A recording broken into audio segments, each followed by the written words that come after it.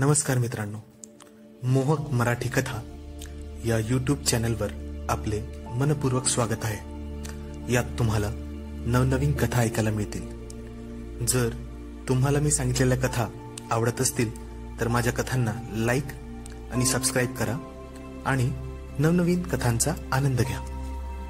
मित्रांनो, मागच्या भागात आपण पाहिले होते की कशा पद्धतीने आशू येणं प्रकारेनं डेंटिस्ट मॅडमच्या जवळ जाण्यासाठी वाटेल ते करत होता आणि शेवटी त्याने तिच्याशी मैत्री केलीच आणि तो जसा वेळ मिळेल तसा त्यांच्यासोबत वेळ घालू लागला आणि शेवटी नको ते झालंच।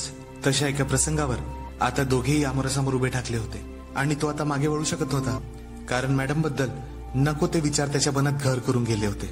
त्याला या गोष्टींचे वाईट वाटत होते की मॅडम अतिशय निर्मळपणे त्याच्याशी बोलतात आणि त्याच्या मनात पाप आहे, पण मॅडम तर त्याला आपल्या चांगला मित्र समजत होत्या आणि आता त्याला सामोरे जाऊन त्याच्या मनात काय नक्की गुंता सुरू आहे हे त्याला ते विचारू लागल्या।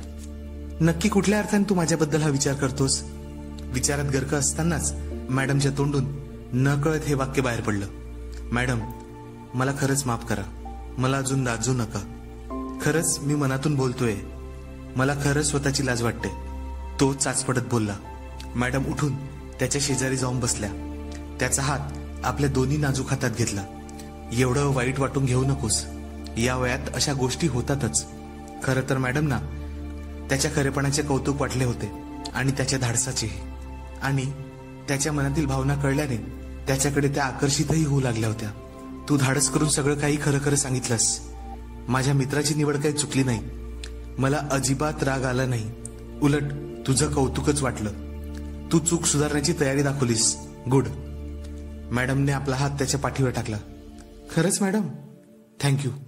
त्याने बऱ्याच वेळाने मॅडमकडे पाहिलं, त्याच्यात आता थोडी हिंमत आली होती। पण हो, सगळ्या स्त्रियांना माझ्यासारखा विचार करता येणार नाही, तर मला प्रॉमिस कर आता तू परत असं करणार नाहीस। प्रॉमिस मॅडम, मला आता कळलं आहे, तो म्हणाला। मॅडमच्या हृदयाची धडधड अचानक वाढू लागली। त्याला मिठीत गच्च आवळून धरावंसं त्यांना वाटत होतं, पण त्यावर तो आता काय प्रतिसाद देईल याचा अंदाज मॅडमला येत नव्हता। त्यांचं मन त्यांच्या तावडीतून निसटू लागलं होतं। आशू, मला खरंच सांग ना, कुठल्या अर्थाने मी तुला आवडायचे? मॅडमने आपला दुपट्टा खांद्यावरून काढून सोप्यावर ठेवला। त्यांच्या सगळ्या अंगावर काटा फुटला होता। मॅडम प्लीज, तो अंग चोरू लागला। सांगशील का? मॅडम म्हणाल्या। कसं सांगू? नको, नाही सांगू शकत, तो म्हणाला। पण मनाच्या एका कोपऱ्यात त्याच्या डोक्यात काय सुरू आहे हे सगळे कळून येत होते। अचानक मॅडम स्वतःच्याच विस्तारात गुंग झाल्या। त्यांच्या जीवनातील एकाकीपणा त्यांच्या आणि डॉक्टर साहेबांच्या आयुष्यात आलेल्या यशामागे दडून गेला होता।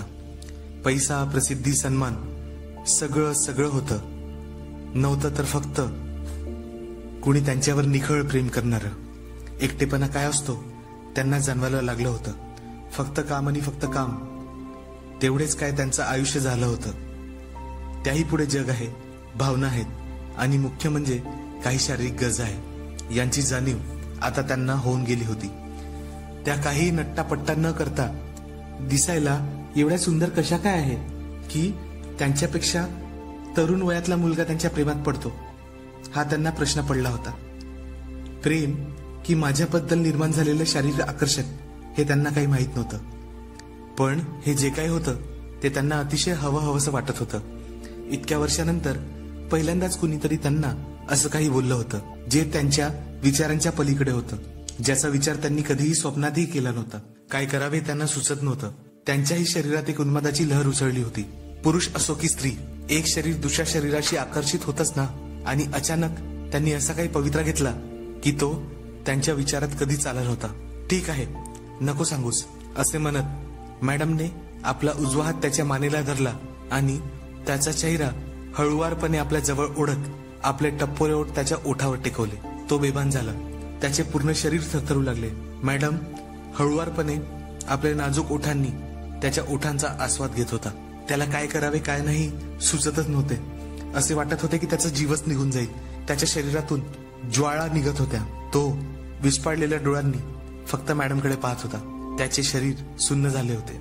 मॅडम काही आता त्याला सोडायला तयार नव्हत्या। आता त्याच्यात उत्तेजनांचा भडका उडाला होता। आता मागे फिरणे त्यालाही शक्य नव्हते आणि मग तोही त्यांना प्रतिसाद देऊ लागला।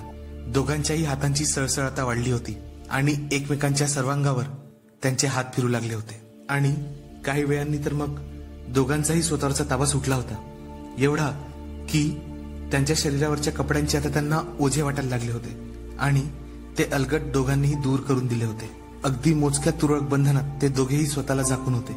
तो जरासा मागे सरकला आणि मॅडमला निरखून पाहू लागला. मॅडम लाजल्यास, असं काय पाहतोस माझ्याकडे?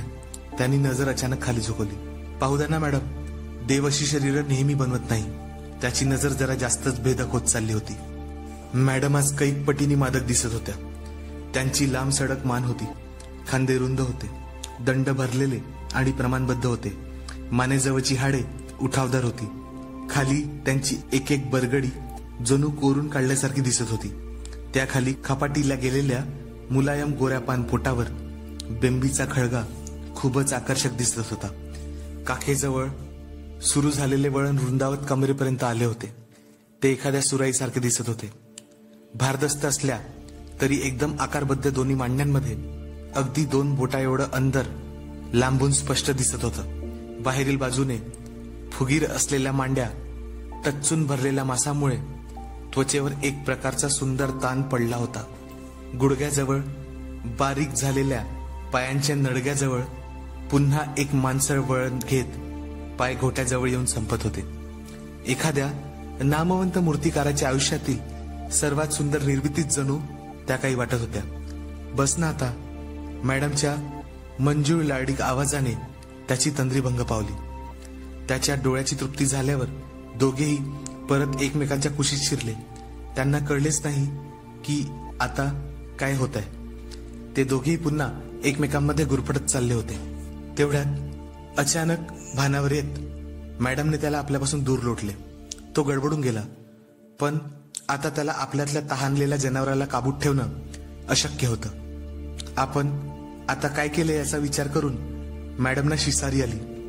आपल्या सुखासाठी आपण एका तरुण मुलाला ही कसली चटक लावत होतो. मॅडमने चटकन आपले कपडे उचलले आणि तिथून जाऊ लागल्या. इतक्यात त्याने मॅडमचं मनगट धरलं आणि त्यांना जोरात आपल्याकडे ओढलं. मॅडमनं इतक्या वेळापासून वाटणारा रेशमी स्पर्श आता त्यांना काटेरी वाटू लागला होता. आपण कोणत्या थराला गेलो याचा त्यांना मनापासून पश्चाताप होऊ घातला होता. आपण कोण आहोत, आपल्या समाजात काय स्थान आहे, एवढंच नाही तर ऐन तारुण्यातही अशी कधी आगळीक आपल्याकडून कधीच झाली नाही. आणि आज आपण हे कसं शेण खाल्लंच कसं याचं त्यांना आश्चर्य वाटत होतं. धडपडत त्यांनी स्वतःला त्याच्या मिठीतून सोडलं. आय एम सॉरी आशू, तू जा इथून, त्या रडवेल्या स्वरात बोलल्या. पण का? तो काकुळतीने विचारू लागला. काही नाही, तू जा. मॅडमने आपले कपडे आपल्या छातीशी घट्ट धरले होते. मी नाही जाणार, असे म्हणत त्याने त्याच्या हातातून ते कपडे हिसकावून घेतले आणि दूर फेकून दिले.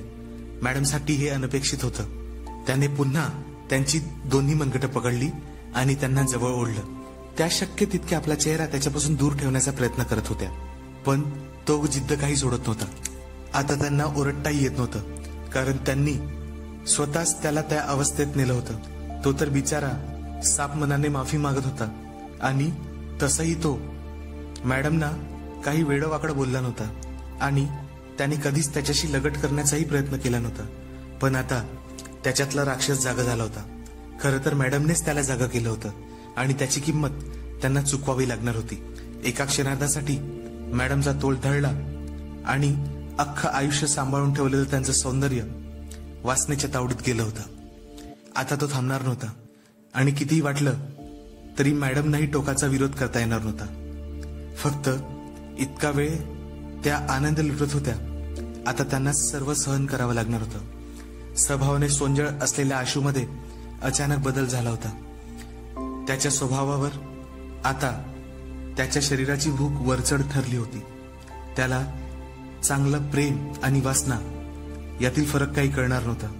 मॅडमनेच त्याला एवढे उत्तेजित करून ठेवले होते की आता त्याला मागे जाणे शक्य नव्हते. त्याने तिला आतल्या रूमच्या बिछाण्यावर जवळजवळ लोळवलेच आणि तिच्या सर्वांगावर आपला ताबा मिळवला. आता डॉक्टर मॅडमने केलेला नकार याकडे त्याचे लक्ष नव्हते. तो पुढे व्हायला लागला आणि क्षणार्धात त्यावर आरूढ झाला. नाही, नको, अशा मॅडमच्या गयावया करूनही आता तो काही थांबणार नव्हता आणि शेवटी त्यांनी आपली इच्छा पूर्ण केली. काही वेळाने मॅडमचा नकारही मावळला आणि त्यांचा विरोध करणे बंद झाले. त्याही त्याला साथ देऊ लागल्या. पुढची 30 मिनिटे जवळपास दोघेही एकमेकांना प्रेमाने आखंड बुडवत होते.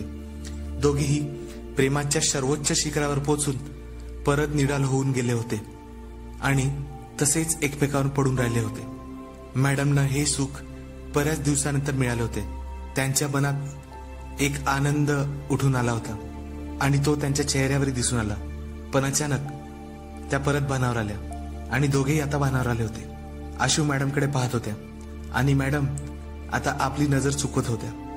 त्या त्यांच्या डोळ्याकडे बघू शकत नव्हत्या आणि नजरही मिळू शकत नव्हत्या. त्यांनी ओढणीने आता स्वतःला कसेबसे झाकून घेतले होते आणि आशू काही न बोलताच त्यांच्या कपाळावर एक चुंबन देऊन आतल्या खोलीत निघाला होता.